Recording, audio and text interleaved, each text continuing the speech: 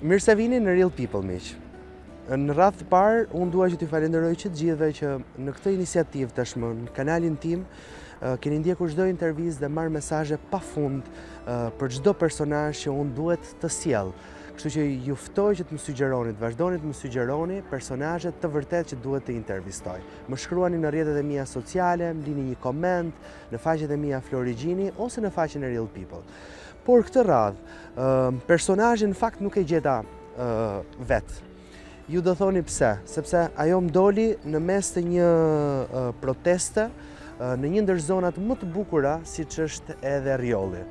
Në dikur këtë vend e kam eksploruar në pushime on top, një vend me një panoramë magjike, i cili ka qenë totalisht i virgjër, i paprekur, dhe diku në mes të protestës, një vajzë që unë do ta quaja luanesha e protestës, ja doli që jo vetëm të luftonte për pronën e saj, e cila sigurisht ka problemet e veta, po më shumë dhe për të kuptuar kush e rriti këtë vajzë. Domethënë, si u bë ajo sot që është, edhe që mund të jetë edhe një model i çdo qytetari që duhet protestoj për një padrejtësi që mund t'i bëhet. Sigurisht pastaj kjo i mbetet gjykatës, po jam me Lucianën.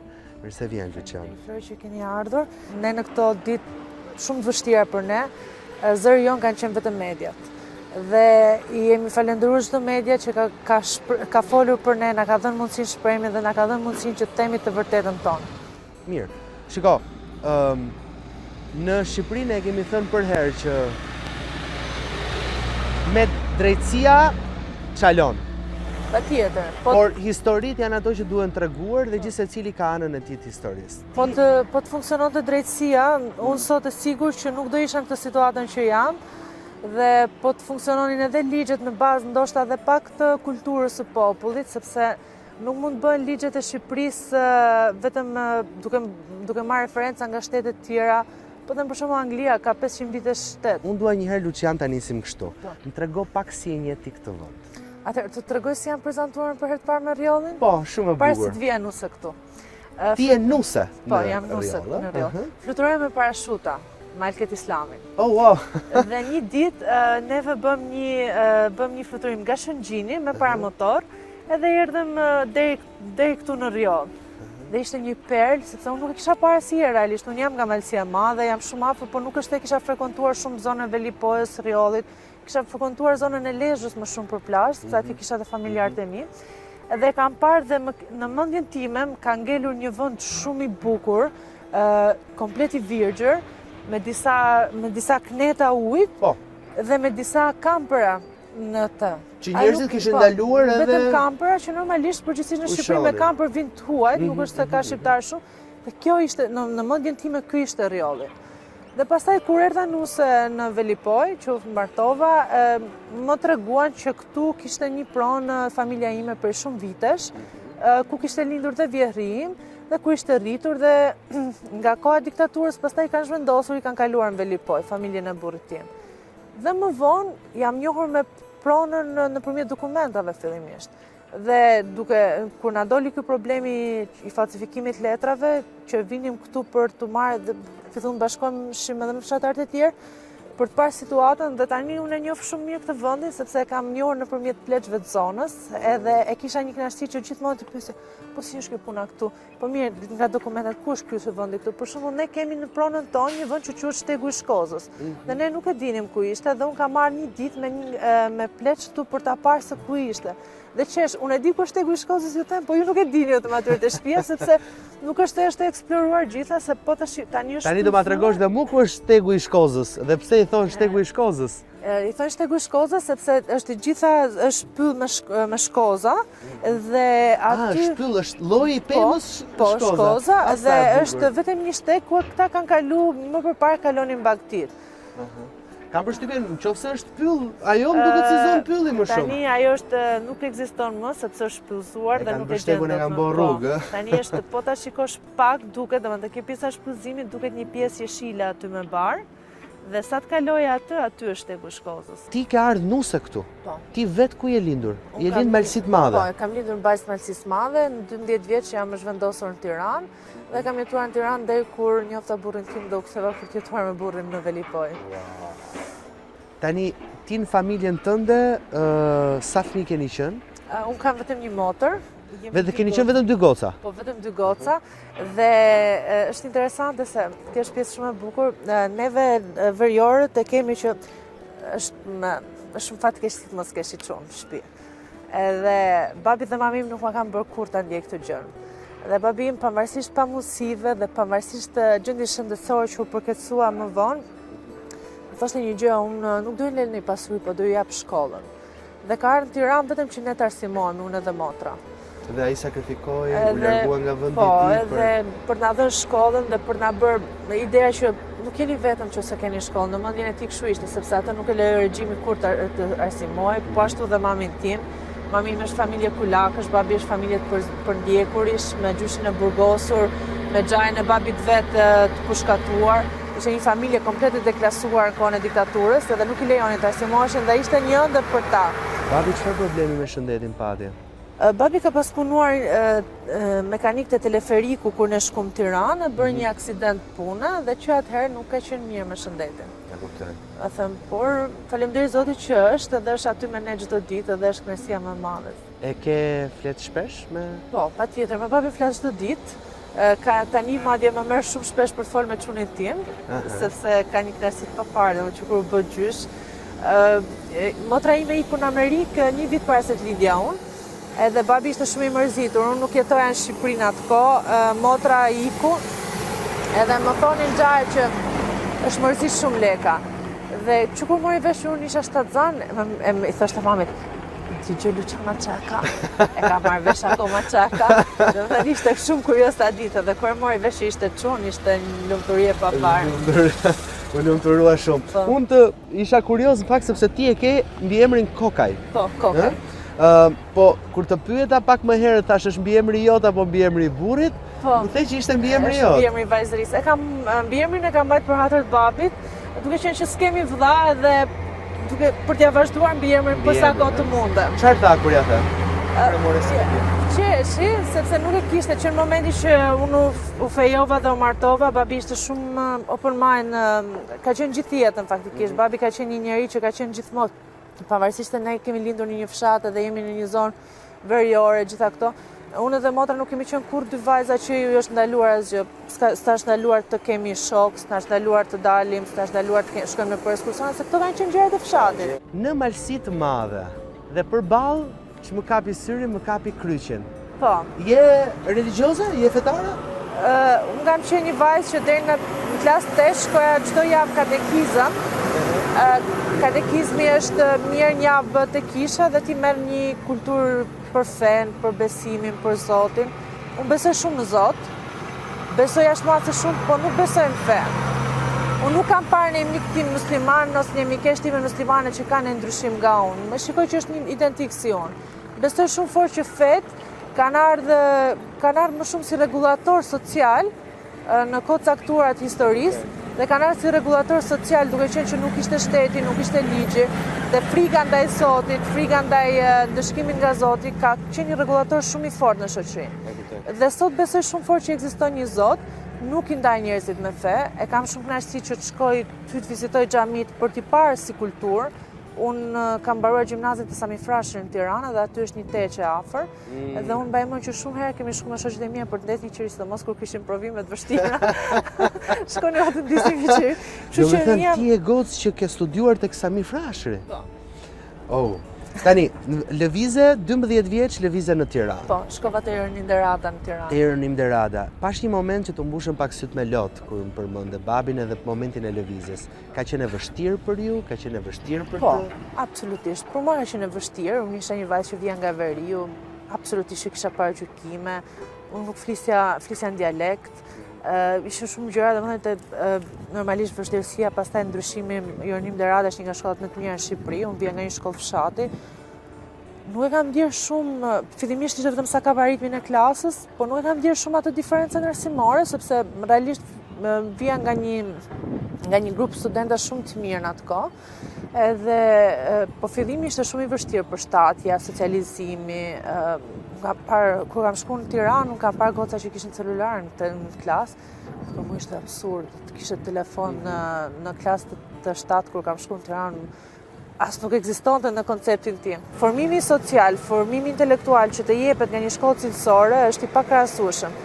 Universiteti unë mendoj që është një formim profesional, ndërsa gjimnazi për mua është një formim si individ. Aty merr gjitha informacionet, merr historia, gjeografia, kimia, matematika, letërsia, të gjitha këto të bëjnë një individ të formuar dhe me informacion të plot. Unë besoj që Tirana është vend shtëpia ime, sepse nëse unë kam 2 gjëra të mia ti kam Tiranë, nëse unë kam arritur 2 gjëra të mia ti kam arritur në Tiranë, dhe sa herë që shkoj atje marr frymëlirshëm. Sa vite diferencë ke patur me motrën? 3,5. Si e ke patur marrëdhënien me të? Motra ime është gjysma ime më e mirë. Se më the që është në Amerikë tani. Po, tani është në Amerikë. Absolutisht është mbështetja ime më e fortë. Edhe është ajo që nuk kam nevojë t'ja tregoj pse erdhi kjo pika, vetëm i tregoj çfarë ndodhi, sepse ajo di se si kanë rrjedhur ngjarjet. Është gjatë gjithë kohës ne jemi në telefon, tani edhe me çunin tim që flet shumë, edhe domethënë jemi gjithmonë në mjetën e njëra tjetrës, por dhe kuptojmë sjelljet e njëra tjetrës. Unë kam një gocë daje që mami vetë ka vdekur kur ka qenë 7 javësh. Dhe mami kishte vendosur që të mos martohej se do rriste mbesën. Por erdhën gjëra dhe kur goca dajës ishte 5 vjeç, fati, jeta, e solli që të fejojë me babin edhe të vazhdonte jetën e vet. Dhe babi më ka marrë gjithmonë mbas vete të mbesën e mamit. E ka rritë, e ka kujdesuar, ka qenë pjesë e jona. Dhe kur kemi ikë në Tiranë, nuk kam qenë e vogël, kam qenë 12 vjeç. Po babi ka shku që ajo mos shkonte në përkonvikte. Që ajo të kishte një familje ku të rrinte në Tiranë dhe mos kishte nevojë që të rrinte në konvikte. Dhe unë jam rrit bashkë me motrën dhe me motrën e madhe, sepse për mua ka qenë gjithmonë motrë e madhe, nuk jam ndarë dot asnjëherë. Ato janë të dyja në Amerikë bashkë, nuk jam atje. Por kjo është një gjë që për babin tim e bën gjithë historinë e tij e bën shumë të bukur dhe shumë mallshtore. Një njerëz që ka respektuar shumë mbesën e nusës vetë dhe vetëm idenë, madje shumë herë të betohem na diferenconte dhe ne, dhe thoshte, babi thoshte, me hetimin nuk e din ku hyn gjuna, thoshte. Dhe mos, do thënë, është kujdesja shmase shumë për të. Çfarë mendon ti që duhet di babi nga kjo intervistë që po bëjmë bashkë? Se unë jam shumë i bindur që ai do të shoh. Atë shoh patjetër, duhet të di që ne jemi shumë krenar për të. Unë edhe motra dhe Eva, unë edhe 2 motrat e mia jemi shumë krenare për të.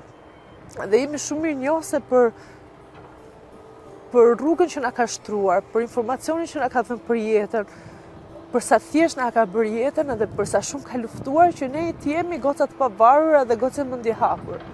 Ai ka qenë për gjitha këto. Mami im është një grua shumë punëtore, e drejtë, e ndershme, shumë fisnike. Dhe të dy bashkë absolutisht që ne çdo gjë që jemi, unë mendoj që jemi faltyre. Për shembull, lexoj tani për fëmin tim që thonë që në 3 vitet e parë të jetës ai merr gjithë brumosjen. Po, merr atë brumin e parë. Dhe besoj shumë që unë dhe motra, unë dhe 2 motrat e mia jemi të brumosura faltyre shumë. Fal gjithë asaj gjës tyre dhe ndonjëherë kur më thonë të burnesh Arriollit, më përgëzojnë, më komplimentojnë për gjithë rezistencën, për gjithë sjelljen. I kam thënë babit tim, e je krenar tani për mua? Çfarë tha? I mbushën syt me lotë. Edhe nuk qeshja asgjë tjetër. Po që normalisht, nuk do të flas se nuk kisha folë asnjëherë për babën faktikisht. Pavarësisht se ai më meriton gjithkohë në botë për të folur për të, për zemrën që ka. Këto toka ti the që janë të vjerit tënd. Edhe këto prona kanë qenë të vjerit tënd. Pse amanet? Shiko, vjerri im ka lind këtu dhe ka jetuar këtu deri kur është bërë 17 vjeç. Ti e ke njohur vjerin? Jo. Ti nuk e ke takuar asnjëherë? Jo, nuk kam takuar. Ai ka ndruar jetë 10 vite para se të fejosha unë. E kam njohur nëpërmjet historive që më tregon vjehra ime. Vjehra ime flet me një dashuri shumë madhe për burrin e vet, edhe me një adhurim shumë të madh, edhe e vlerësoj shumë, edhe ajo është 85 vjeç sot, edhe kur e shikoj i qesh fytyra dhe sot kur flet për bashkëshortin e saj. Edhe ajo tregon për vuajtjet që kanë kaluar, sepse kanë qenë familje varfër, edhe domethënë një nga gjërat që më thoshte gjithmonë, ai merrte lekë që ndoshta s'kishin për të ushqyer fëmijët dhe shkonte për të bërë dokumentat e tokës, shkonte në Shkodër për të takuar njerëz për të bërë letrat e tokës. Dhe kishte gjithmonë që duhet i bëj letrat e tokës rriolit, duhet i bëj letrat e tokës rriolit. Dhe kur morën 7500 nishin, ai hoqi dorë nga 7500 nishi për të marrë tokën këtu. Do të thënë ai normalisht ishte lindur këtu, ishte rritur. Dhe u largua 17 vjeç u largua nga këtu. Ku është toka e vjerit tënd? Në qoftë se tani ku ka qenë shtëpia është e dëmtuar komplet, po të shikosh shtëpia e vjetër ku ka jetuar ai, aty ku janë varrezat kanë qenë në borrin e shtëpisë vjetër. Ku janë varrezat? Po të shikosh të pjesën. Se ka patur varreza këtu? Po të shikosh të pjesën që është e mbushur, është vetëm me ujë. Po, është ajo pjesa që kanë lënë pa mbushur me rëra i grumbëdhyrë, sa jetu. Aty janë varreza. Tani kjo historia varrezave është shumë interesante, sepse është zanafilla e gjithë kësaj problematike. Pra konflikti ka nisur nga ato varreza? Ajo është zanafilla e problemit. Konflikti nuk ka lindur nga varrezat, konflikti ka lindur nga dashakesia e njerëzve. Por varrezat janë, le themi... Ajo pika ku ata kapën fort. Kujt janë ato varreza? Çfarë varreza janë ato? Ato janë varreza që nuk dihet se të kujt janë. Janë gojdhëna që janë të ushtarëve turq. Edhe është një nga hipotezat që qëndron më së forti, sepse aty kanë qenë 2 varreza shumë të mëdha, me gure mallshtore, me shkrime arabe, kanë qenë edhe mbi 15 varreza tjera të vogla, të thjeshta. Pra ka patur diku tek 18 varreza. Unë jam dëgjuar rreth 20 varreza, kam dëgjuar herë 20, herë 25, herë 15. Të cilat kanë qenë që në kohën e vjerit tënd? Po, ato unë kam pyetur pleq këtu të fshatit dhe thonë, për shembull kam pyetur një plak të vjetër dhe tha, unë më non, tha, kam lindërit këtu, tha, vjera ime, tha, ka vdek 85 vjeçta, dhe thot, nuk e mbaj mend t'jen hap në herë të vorë dhe nuk e dim në të vërtet kujt janë. Sepse normalisht edhe unë nuk do kisha hyrë si pyk në gjithë këtë gjën e dokumentave të tokës, pa parë letra të mirë, pa pyetur mirë. Normalisht çse kush nëse do hyn në konflikt pronësie, ti po nuk dëgjove 2 palët, je gabim.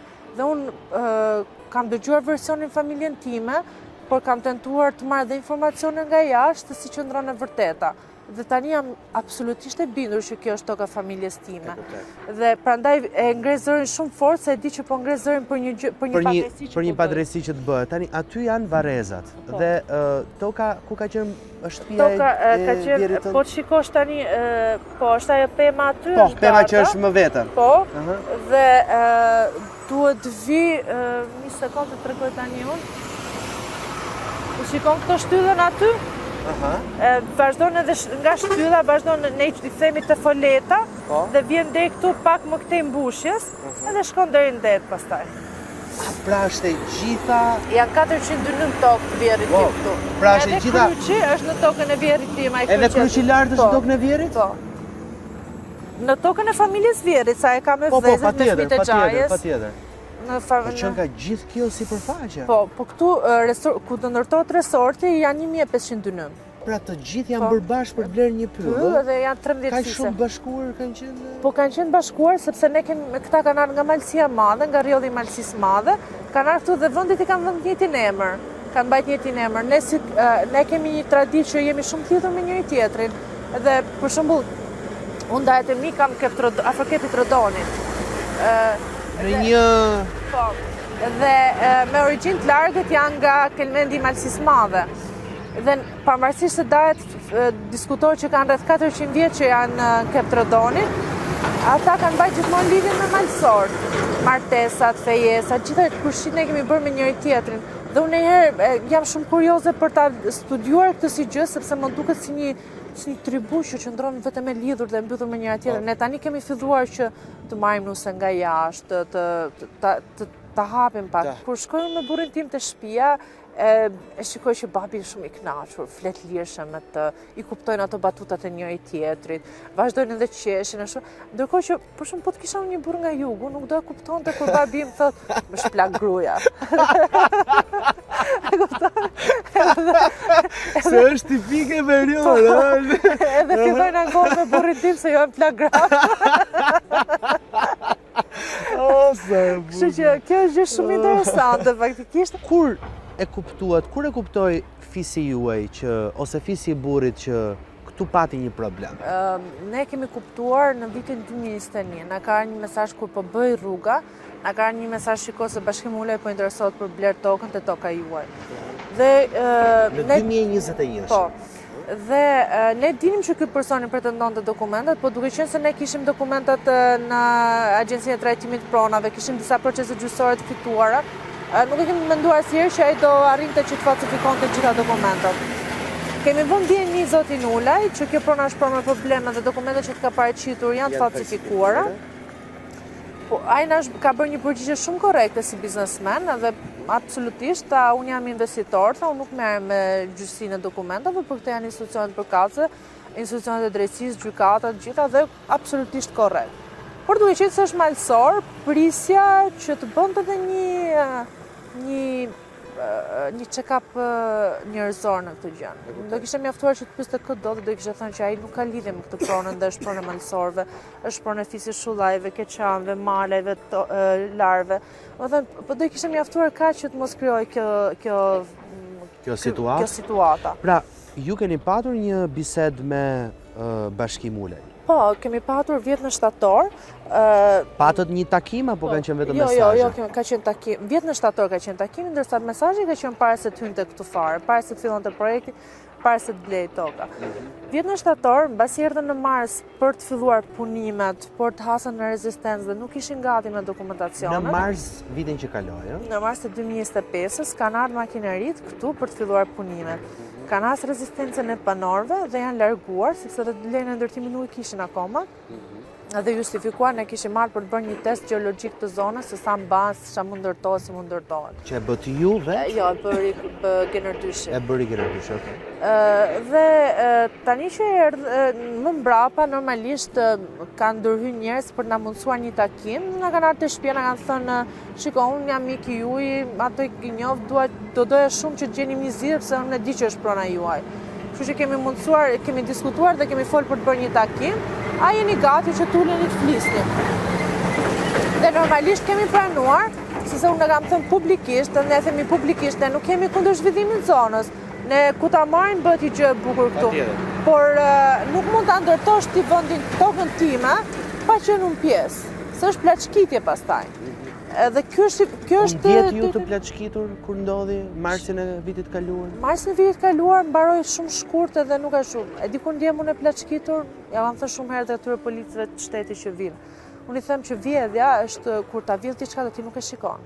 Ne na ka vjedh Fatmir Shpeza. I ka bërë letrat e tokës pa ditur neve. Ndërkohë Bashkim Ula po na plaçkit. Bashkim Ula merr policinë e shtetit dhe edhe me ata neve nuk na lejon të futemi në shtëpinë tonë, në pronën tonë. Dhe kam thënë, kur të plaçkit dikush vjen në shtëpi ai dhe thotë, kjo xhaketa është jote, po të marrë për shmall dhe 2 pistoletë në ballë, s'ke nga shkoj dhe e japësh. O jetën në xhaketën. Dhe Bashkim Ula sot ka policinë e shtetit si armë ballin tonë, për të marrë pronën tonë. Normalisht kjo nuk është një situatë normale, dhe ndoshta nga ana njerëzore mund të kenë ca dosje që mund të kenë atë fëmin që e përndjekin për i vjedhje të vogël, që edhe mund të presi pak, ndërsa kjo është një gjë shumë e nxehtë që po preket një fshat i tërë. Dhe normalisht që Prokuroria e Shkodrës duhet nxitoj pak për të dhënë drejtim dosjes, për ta nxjerrë nëse certifikata e pronësisë Fatmir Shpezës është e vërtetë apo jo, është e bazuar në dokumenta falsa apo jo, nëse këto pretendime tona janë të vërteta ose jo. Ne kaq kërkojmë, që të hetohen dokumentat, sepse kemi bindjen e plot që dokumentat që e ka përdorur janë të falsifikuara. Çfarë është falsifikuar në atë dokument? Nëse ti e ke parë. Po, unë e kam parë, unë kam lexuar vendimin e gjykatës me detaje dhe kam parë dhe dosjen e vendimit të gjykatës Fatmir Shpezës, por shumë Fatmir Shpeza përdor këto varrezat dhe thotë që janë varrezat e të parëve të fëmijë. Nuk ka si dokument për ta vërtetuar këtë, vetëm një gjë që thot ai, këto janë varreza me shkrim otoman dhe janë varrezat e mia se unë jam musliman. Po ky është një absurd sepse këto janë varreza shekullore që ne kemi pas në borën e shtëpisë dhe nuk i ka dalë asnjëherë askush për Zot. Dhe madje ne kemi ruetur dhe kemi respektuar se për ne varreza është e shenjtë, unë shkoj lutem të varri gjyshit tim. Edhe duke ditur që dhe nuk është dikush që t'ju dali për Zot, ndjeni një detyrim moral dhe më të fortë për t'i respektuar dhe për të mos i kesh trajtuar. Janë prishur këto varreza sot që tani janë prishur. Janë prishur, po. Unë kam dëgjuar këtu në fshat që në vitin mas demokracisë, aty kanë ardhur me fadroma natën, i kanë hapur dhe me truajtur me polici, kanë hapur, kanë marrë që ka pas brenda dhe janë larguar dhe kanë lënë ashtu të hapura. Dhe tani një alibi që qarkullon është që aty mund të kenë qenë të fshehura gjëra me vlerë dhe Florin të kohës. Gjyqtar thesarësh. ata që mund t'i kenë hapur. Dhe mund të kenë hapur këto 20 varrezat të cilat sot nuk janë më aty. Ato nuk janë sepse ka se shohim që janë pak të rrethuar, po e kanë mbuluar. I kanë mbuluar rëra sepse kjo është si rana hedhur, ndeti si gjatë gjithë kohës rër. Ka batica dhe ka shumë rër. Po nuk kanë ardhur asnjëherë ekspert që t'i shohin ato varrezat nga aspektin historik? Edhe ata të cilët janë që njohin gjuhën otomane? Jo, shiko, ato nuk janë më gurt origjinal. Gurt që janë sot aty janë gurt që ka vendosur Fatmir Shpeza, nuk janë gurt origjinal. Ato gurt origjinal janë dëmtuar, janë hequr, nuk e di se çka ka ndodhur, po ato nuk janë gurt origjinal, ato janë gurt që janë bërë Bartellak të Shkodrës sot. Edhe i ka shkruar ai vetë çka ka dash. Keni të vërtetuar ju këtë? Është shumë e thjeshtë e vërtetuar, vjen eksperti e shikon ku është punuar ky guri. Më thuaj që falsifikimi i dokumentave ka nisur në 2008. Fatmir Shpeza ka ardhur në shtëpinë e vjerrit tim dhe ka pretenduar që këto janë varrezat e të parëve të mi. Duke mos e ditur ne asnjëherë të vërtetën se si janë këto varreza, unë e di nga familja që ai ka thënë nëse varrezat janë tutuat, mund t'i rrethosh varrezat. Toka aty nuk ke, se tokën e ka bler gjyshim. Dhe pa çka vjeri yt ja ka lënë varrezat e paprekura. Po, ja ka lënë paprekura, e ka thënë edhe le ti rrethoj. Po pretendimi i tokës, sa tokë pretendon? Ai pretendon 1500 dynëm tokë. Pra të gjithë hapësirën? Po, të gjithë hapësirën. Po si ka mundësi për të gjitha fiset dhe të gjithë hapësirën? Tani, ai pretendon 1500 dynëm tokë dhe nuk ka asnjë shëfitar njerëzor. Kufizohet me detin, me malin, me gurin e Qoshësh, me gurin e Çam. Guri i Qoshësh nuk ekziston fare. Nuk e njeh askush, nuk e di askush. Ndërsa gurin e Çam ti e di ranën e hedhur. Aty kur mbaron rana hedhur është një gur shumë i madh dhe është i çarë mes, edhe njihet si toponim guri Çam. Nga dokumenta që i ka marrë letrat, bazohet një certifikat të pronësie familjes Jukaj, ku thotë që familja Jukaj në lindje kufizohet nga guri Çam edhe nga Çole Zeneli. Guri Çam nga prona që ka përvetësuar sot Fatmir Shpeza është 2,03 km dhe këtë thotë lejmi historik Gjerardyshit, me them unë. Do thonë topografët kur t'i vi momenti, në proceset në hetimet e prokurorisë dhe të gjykatës, por letrat e Gjerardyshit thonë që guri Çam nga prona, ku mbaron, praktikisht nëse kjo do ishte prona Çole Zenelit, guri Çam duhet ishte aty te ai muri që shikoni ju. Tani ai muri nga guri Çam është pak në 3 km. Si mund të zhvendoset një pronë 3 km?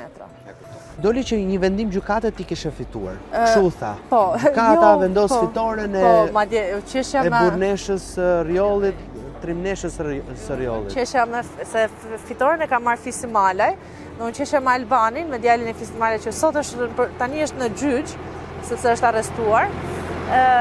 Është arrestuar se proteston për pronën e vet dhe për pronën e gjyshit. Ndërkohë që këta që nga grapisin në pronën për ditë nuk hetohen sa duhet, ndërsa për neve nxitohet prokuroria që të na shpallin kërkim 24 persona nga gjithë fshati, të procedoj mbi 20, të mbajnë burg 10 veta.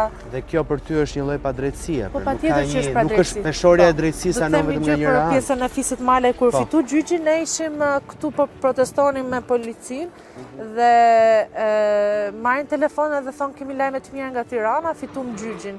Edhe unë i them fitore, kështu dhe lajmet që nxjerrin Luciana Kokaj fiton 147 hektar tokë në Rjoll. Edhe i thëra Albanit, e mora unë tokën, jam rregull. Për çfarë vlere bëhet fjalë këtu Luciana, nëse mund të të pyes? Çfarë vlere, çfarë pasurie është kjo për cilin po tentojnë ta grabisin? Shiko, më them një gjë interesante që është fiks për t'ju a thënë juve, si emision. Këtu qeshin dhe thonë dikur nuk të kanë dhënë nuse kur kanë marrë versje nga Rjolli, sepse nuk ka qenë as rruga që sjell nga Velipoja dhe kjo është në gjinit jo ose u bë shumë më vonë. Ka qenë një zonë shumë e vështirë për të jetuar. Tani ti imagjino të jetosh këtu, sa pjellore është kjo toka, e pylzuar, ne gjithë dimrin, mali vetëm shkon ti shikon, ka qenë një jetesë shumë e vështirë, edhe realisht qeshin, dhe dikur të merrnin versje nga Rjolli nuk t'jepni nusa. Ndërsa sot që erdhi pak mundësi dhe pak frym këtij vendi, mu bë rruga, po zhvillohet turizmi, prona po merr tjetër vlerë në Bregdet, tani nuk është më sa tokë pjellore është, por sa atraktive është për turistat, gjitha këto, dhe po merr vlerë këtyre banorëve vitet dhe ju plaçkitet. Nëse ka vuajtur stërgjyshi, gjyshi, babi. Sakrificat e tyre bien poshtë. Të paktën fëmijët e tyre po shohin një ditë bukur dhe nëse ne që besojmë Zot mendojmë që ekziston bota përtejme, ata ndoshta do ndiheshin të lumtur se do thonin gjithë mundi jon po shpërblet se tani pasardhësit ton po shohin një ditë mirë. ndërkohë që realisht sot ne po vuajmë edhe më shumë, sepse kjo është absurde që të vinë të marrin tokën ditën për diell. Nëse prandaj të pyeta, çfarë vlere mund të bëhet fjalë? Tani nuk e di se nuk e kam bërë ndonjëherë për llogaritjen, kam dëgjuar shifra të frikshme për investimin që po bëhet. Diku kam dëgjuar që është 400 milion euro investimi i restoranit. 400 milion euro. Investim, po jo tokë. Jo tokë. Toka shiko, tani toka këtu, varet se sa dëshmohet, nuk kam marrë ndonjëherë këtë pjesë. Flas pak a shumë, mund të kapi miliona euro? Po patjetër miliona euro do i kapit sepse është 1500 dynym. Në 1500 dynym sado që të mundon ta ulin do kapen miliona euro.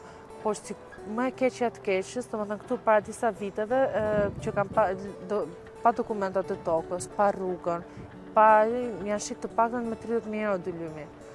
Kështu që normalisht shifrat janë të frikshme dhe banorët janë ulur, kanë diskutuar me Generdyshin për gjetë një zgjidhje të ndërmjetme.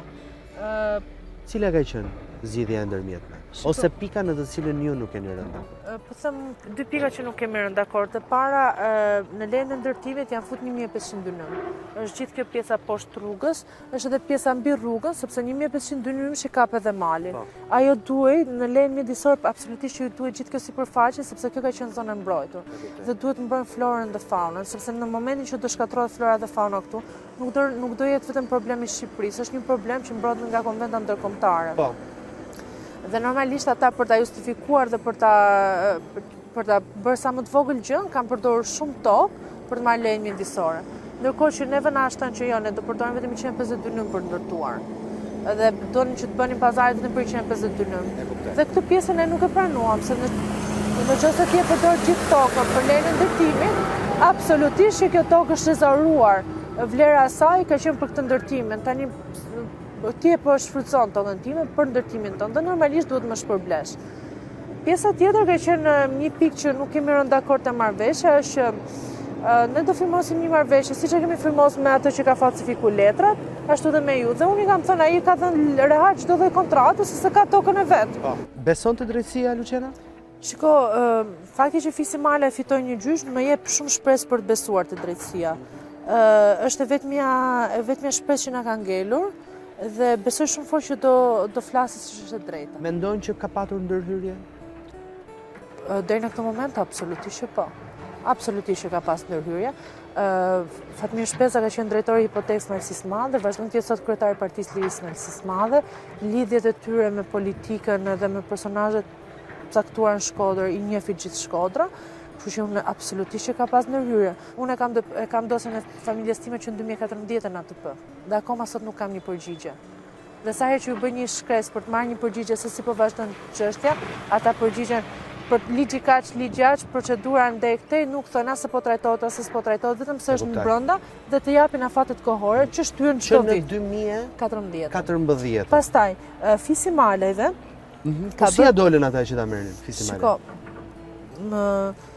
nuk është njohur gjithë prona as Fisit Malaj. Vetëm një pjesë. Është një pjesë dhe tani ata pretendojnë që atë pjesën e kanë jashtë kantierit. Ditën e protestës,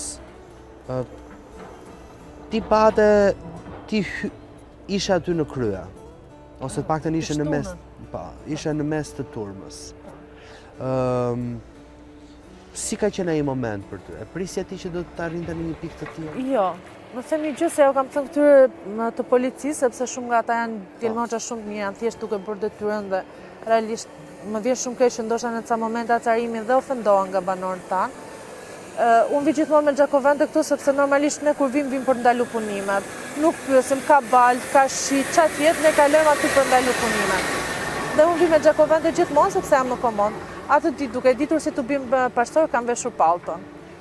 Dhe isha, domethënë dia që do bënim të bim pastor. Ne kishim menduar që ta bënim mbasdite bashkë me pra të shtunën do ishte një protestë paqësore.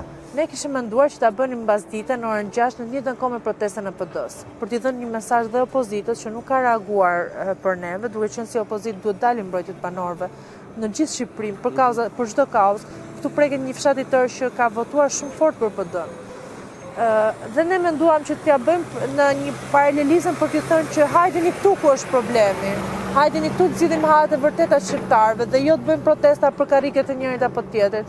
Të bëjmë protesta për problemet e vërteta të shqiptarëve, siç u ngritën për studentët, siç u ngritën për armët kimike. Vetëm atëherë bëhet Shqipëria. Nëse ne shkojmë në protesta për të rrethuar Tiranën, për të vënë Sali Berishën, nuk kemi zgjidhur asnjë problem në këtë vend. Para disa viteve po rria me një person këtu që merrej shumë me fshatarët e zonës edhe thoshte ne nuk marrim dot asnjë grant nga Bashkimi Evropian për këto fshatar sepse nuk kemi certifikata pronësie. Dhe absolutisht që kjo penalizon direkt ekonominë sepse normalisht ne dimë parti gjitha fondet e Bashkimit Evropian janë shumëta që vinë në mbështetje të bujqësisë, por nuk merren dot nga fshatarët e vërtet sepse nuk kanë këto certifikata pronësie. Si ka qenë reagimi në rrjet mbasi kanë parë videot edhe fotot e tua duke protestuar? Në rrjet ka marrë shumë mbështetje. Realisht, mbështetja që kemi marrë gjatë gjithë kohës online na ka dhënë shumë forcë, me thënë drejtën. Përfundove dhe ti në rajon? 3 herë. 3 herë? Po. Si u sollën, çfarë ju tha policët? Shiko, kur shkon aty, gjithsecili nga ata shumë njerëzor dhe sillen shumë mirë. Se dhe ata kanë probleme me tokën. Mendon ti që ka më shqiptarë që e duan Shqipërinë? Besoj shumë fort që ka shqiptarë që duan Shqipërinë dhe besoj që ka shumë shqiptarë që u dhënë për Shqipërinë. Unë jam nga ata që më dhëmë për Shqipërinë. Po për ata të cilët nuk e duan Shqipërinë shumë? Ka shumë që nuk e duan. Ata kanë qenë ata që na kanë pas ndorë për gjithë këto vite. Dhe nga padashuria tyre për Shqipërinë, duan të na bëjnë edhe ne që ta urrejmë Shqipërinë. Dhe gjitha këto gjëra që bëjnë çdo ditë janë për na bërë ne për ta urryer Shqipërinë. Më thuaj pak ti vetë u ktheve në Velipoj për të jetuar. Po. Po e njohë bashkëshortin? E kam njohur, ma prezantoi kushiri im rastësisht. Në fakt ai kishte menduar, kishte shkuar, kishte takuar burrin tim. Apo që ka bë plane prapasken gjatë gjithë kohës? Edhe na ftun për dalë për i kafe kështu. Më thonë, "Po, dalim me kushiri kështu." Isore. Po. Edhe po rinim shumë, ishim kafe dhe isha unë me motrën, kushiri me kushirin e vet edhe me burrin tim, sepse unë kam edhe kushirin kunat. Kushirë të largët, po është kunat, domethënë është nusja e vllajt burrit. Jemi 2 kushira të martuar në një familje. Me 2 vëllezër. Po. Edhe një pikë kësaj kushire se kishte ideuar gjithë gjën. Edhe më thot ky kushirim, merr motrën time kushirin, a dalim ne çik ti? Aty, o zot, thash ç'është kjo gjë se. Pra ishte planifikuar e gjitha që ju të violinin vetëm, po, dhe ishte shumë e sikletshme. Por që ishte zanafile e bukur dhe sot jam shumë e lumtur sepse kam një njeri shumë të mirë për krah. Kam një njeri që më mbështet në çdo gjë. Ne themi me njëri tjetrin jemi shok nga të parë, pastaj jemi burrë dhe grua. Punoni, keni profesione? Po. Kemi edhe një djalë të vjeç e gjysmë, që ka qenë Glauk. Asa emër i bukur. Po, donim një emër shqiptar dhe donim një emër që dhe tingëllon të bukur. Dhe gjithmonë Glauk nga pas pëlqyer, fakt një emër shumë i bukur Ilir. Po, Ilir. Shumë nga familjarët tonë nuk e njihnin, na thonë, "Ç'është ky emër?" Se kemi dëgjuar asnjëherë. Dhe Raimi nuk ja thot dot asot emrin. Si e tret? Nguli. Shiko, si të du kur u ktheve në Velipoj? Në jetë komplet tjetër, normalisht. Shiko, më merrte burri për dalë për kafe çdo mëngjes. Thoshte hajde dalim pim kafe bashkë. Edhe e ndjente që më mungonte ajo shoqëria, puna gjithë ato. Edhe më thoshin sa xhelose je ti bën aty. Ti as deri te dyqani bukës se le shkoj vete. Ndërkohë që ai sa herë që dilte nga shtëpia, kishte mundësi që të më merrte me vete, më merrte me idenë që hajde dhe ti dalësh. Pastaj ne u zhvendosëm në Shkodër, sepse shtëpinë tonë kishim shtëpinë që kishte bler burri, kishte bërë gati, e kishim në Shkodër. Këtu ishte shtëpia që jetonte bashkë me vllajin edhe me familjen e vllajit, kështu që u zhvendosëm në Shkodër dhe normalisht dhe Shkodra është shumë e bukur, por nuk ka lidhje me Tiranën. Tani burri s'argumenton dot as me ty se ti të protestoke. E di qa më thonë këtu, qa heq këtë shtëpia me ty, ta dini qa heq unë. Po në Shkodër qa thanë aty në komunitet, në lagje? Na kanë përgëzuar gjithë dhe na kanë mbështetur gjithë. Vazhdoni, rezistoni, mos u dorëzoni. Kush ka qenë protestusja më e vjetër në protest? Ka qenë Tezja burrit tim. Ka qenë Vitore, ne thrasim Tole. Unë i them Teza Tolja. Ajo është po pra banuse këtu në Rjollë dhe preket pastaj është brenda 13 fiseve të pylla Rjollës dhe normalisht preken edhe ata dhe ka ardhur dhe madje ka qenë shumë ditën që kanë arrestu burrin tim. Po e ka parë, sepse burri ka bërë rezistencë shumë anë ditë policisë, unë nuk bërë rezistencë, kur më thënë do vish shoqëror, do vish apo të vim të marrim vi vetit e mund, sepse e parja nuk do të krija të situatën tensioni kot, dhe dyta di që po rezistova unë, ata do marrin me zorë, do sulen gjithë pastaj dhe nuk dua ta krijoj këtë situatë. Merrim policit vi, s'kam bërë një gjë, jam shumë e qetë, këtë nuk kam bërë asgjë të palishme. Protesta është drejt kushtetuese çdo qytetari shqiptar dhe duhet respektuar pak më shumë se ç'po respektojnë këta këtu. Kur ka bërë shtëpinë kunati im, ka shku te plaka matusheve, ka qenë një zonjë më e vjetra atyre. Tani unë nuk i njoh ata, po që kam dëgjuar. Si që takon edhe zakonit, që takohet më e vjetra. Po, dhe i ka thënë duhet bëj shtëpinë e djalit, ama jep halallin dhe plaka i ka thënë e ke me halal dhe stër halal, sepse kur ju keni ardhur fillimisht këtu, ju kena futnen tokën tonë dhe ju e keni bler atë tokën. Nuk është se erdhët dhe zaptut, dhe domethënë kështu që ju keni qenë tokën tuaj këtu, ka thënë dhe absolutisht që e keni halal. Kishin postuar një foto, i ndalohet kthimi në Itali, sepse është në nënhetim për plagosit rënd në dashje. A të ka ndodhur kjo? Unë jam në nënhetim, por nuk është të më shton që më është ndaluar të iki nga Shqipëria. Ndoshta duke qenë në nënhetim por nuk më shton asnjë dokument që jam ndaluar. Burri im ka qenë 3 ditë në polici, ka dalë par dje para gjykatës. Gjykata ka vendosur që nuk ka të drejtë të vitë tek antieri dhe i ka vendosur që ka dy herë detyrim paraqitje në prokurori. Nëse Glauku kur tritet Glauku, edhe do t'ja tregoje një ditë tokën e stërgjyshit, apo dëgjyshit. E ke sjell Glauku? Po, patjetër. Glauku ka ardhur këtu që vjet, kur ishte vetëm 1 vjeç e gjysëm. Kam sjellë dhe madje kam edhe disa foto të djalit këtu dhe është shumë e çuditshme se qeshte dhe ishte shumë i lumtur. Ai ka shumë qejf natyrën, kafshët, e adhuron, më thënë lopa është idhulli i tij. Dhe e shijoj ashtu shumë, ndoshta ishte vetë natyra, po ne thonim e ndjen që është në trojet veta. Ndërsa kur kemi bërë një protestë madhe një ditë këtu, ne kemi qenë me gra me fëmijë.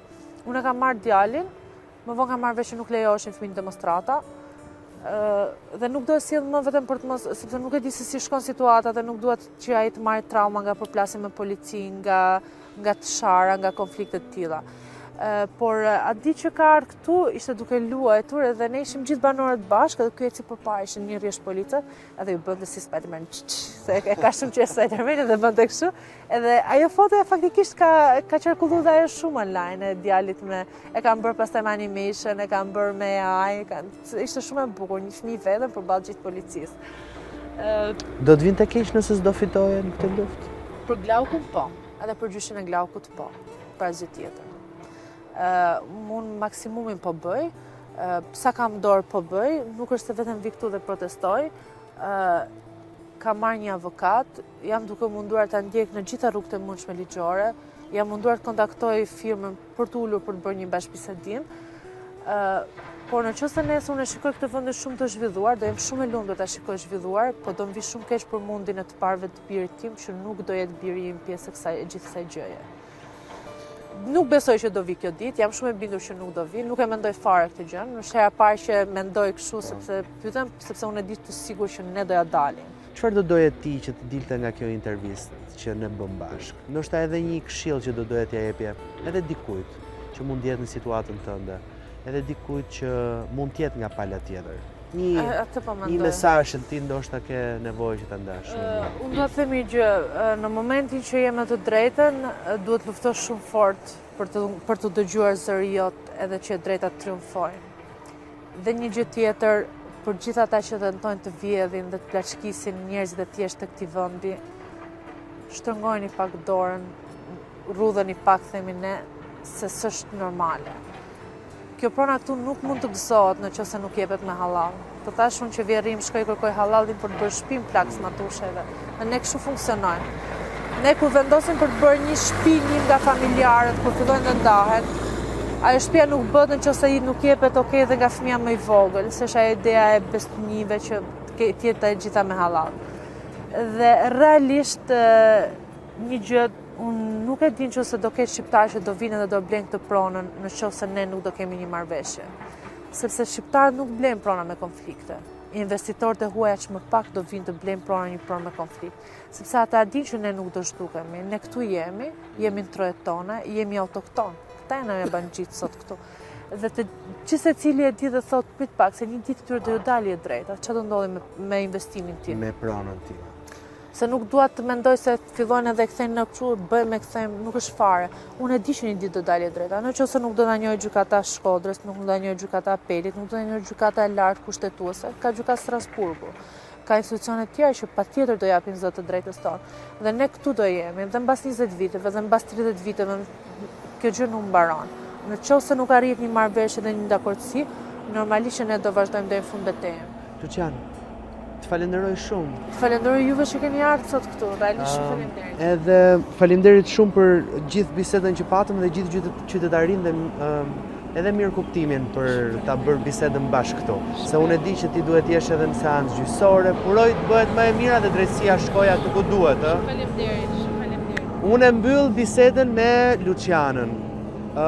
E falenderoj shumë që e pata në intervistë, uroj që ju të keni marrë mesazhin e duhur dhe kushdo që ka në dorë për të bërë drejtësi, cila do qoftë ajo, sepse unë nuk jam në anën e askujt, po cila do qoftë ajo, le të bëhet më e mira dhe shqiptarët për aty që kanë luftuar gjithmonë mbi të gjitha është drejtësia dhe dha një mesazh të bukur, sidomos kur vjen puna tek vjedhja.